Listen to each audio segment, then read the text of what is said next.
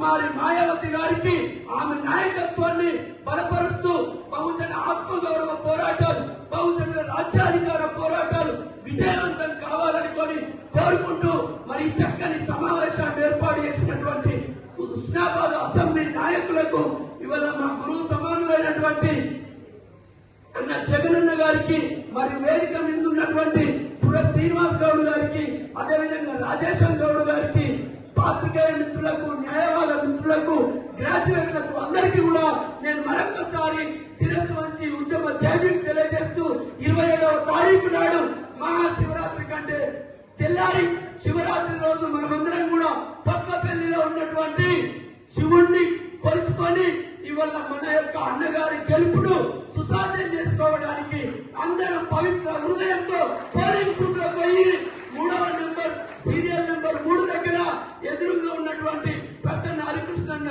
Photo పక్కన 1వ number ను రాసి అన్నగారి గెలుపును లిఖించాల్సిందిగా మీ అందరికీ హృదయపూర్వక ధన్యవాదాలు తెలియజేస్తూ ముగిస్తా ఉన్నా.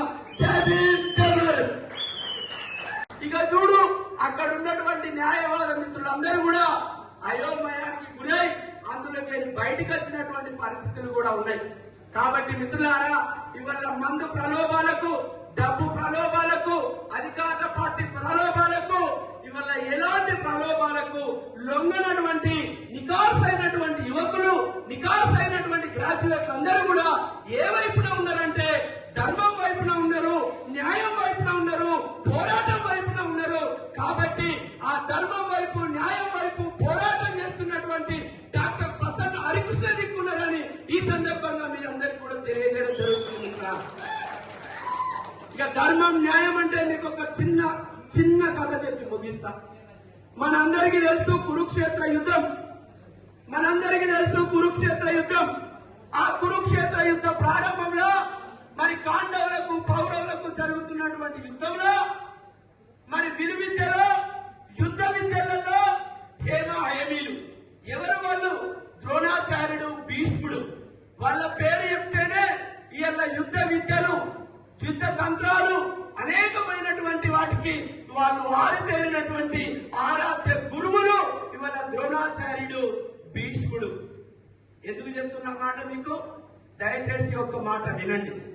ఎందుకు అంటే అర్జునుడు మోకాళ్ళ మీద మోకరిల్లి, తాతగారు మా వైపు ధర్మం ఉందన్నావు, మేమే గెలవాలన్నావు, మా వైపు న్యాయం ఉందన్నావు, మరి మీరు అధర్మం వైపు ఉన్నటువంటి కౌరవుల పక్షం ఎందుకు వహిస్తున్నారని అర్జునుడు మోకాళ్ళ మీద మోకరిల్లి ద్రోణుణ్ణి, భీష్ముణ్ణి అడుగుతా ఉంటాడు. అప్పుడు వాళ్ళు ఏం చేస్తారో తెలుసా? తలలు కిందికేసుకొని మేము వాళ్ళ ఉప్పు తిన్నందుకు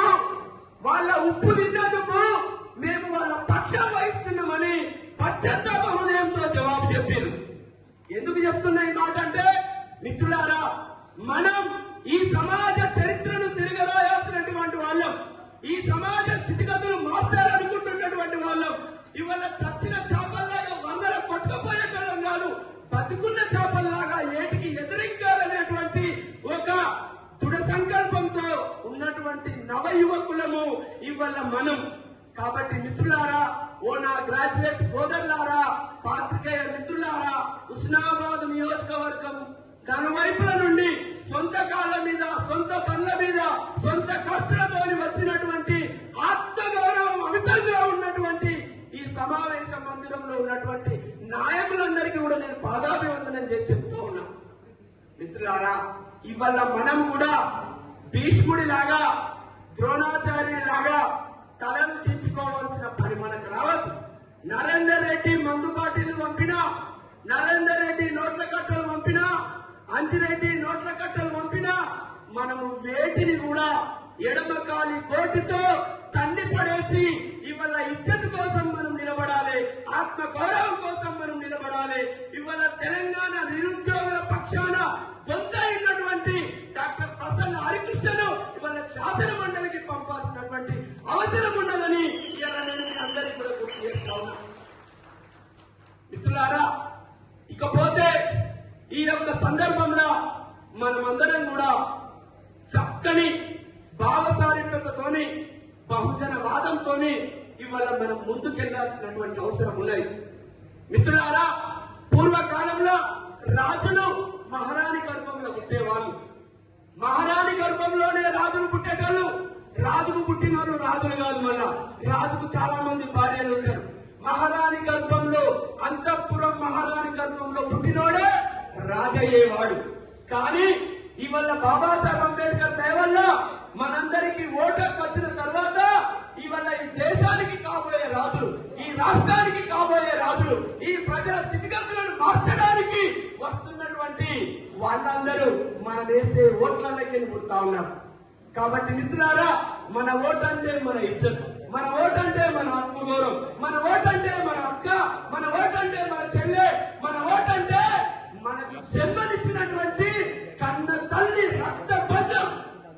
అలాంటి గొప్పదైన ఓటును, అలాంటి విలువైన ఓటును ఆఫ్టర్ నోట్ల కట్టలకో, బీరు సీసాలకో, బిర్యానీలకో అమ్ముడు పోయే రకం కాదురా బాబు మేము.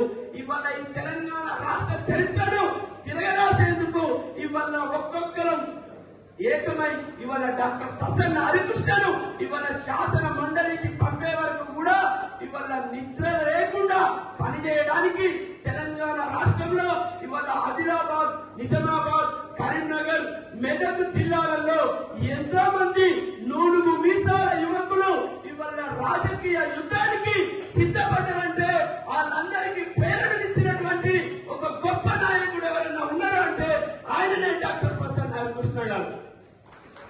కాబట్టి మిత్రులారా, అందుకే ఇవాళ బహుజన ఉద్యమంలో మనమంతా మమేకం కావాల్సినటువంటి అవసరం ఉన్నది.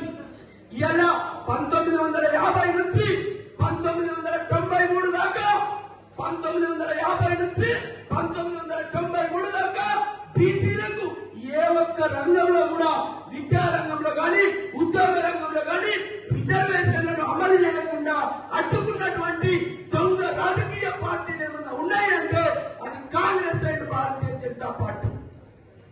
విపి సింగ్ గారు బీసీలకు రిజర్వేషన్లు అమలు చేస్తున్నామని ప్రకటిస్తే భారతీయ జనతా పార్టీ వాళ్ళు ఒక ఏబీవీపీ విద్యార్థిని, రాజీవ్ గోస్వామి అనేటువంటి ఒక ఏబీవీపీ విద్యార్థిని కిరసనాయలు వచ్చి తగలబెట్టి బీసీ రిజర్వేషన్లకు వ్యతిరేకమైన ఉద్యమాన్ని నడిపినటువంటి దొంగలు ఇవాళ భారతీయ జనతా పార్టీ వాళ్ళు. కాబట్టి మిత్రులారా, చరిత్ర అంతా గాయాలున్నాయి మనకు. కాబట్టి ఇవాళ ఆ గాయాలను మరవకుండా,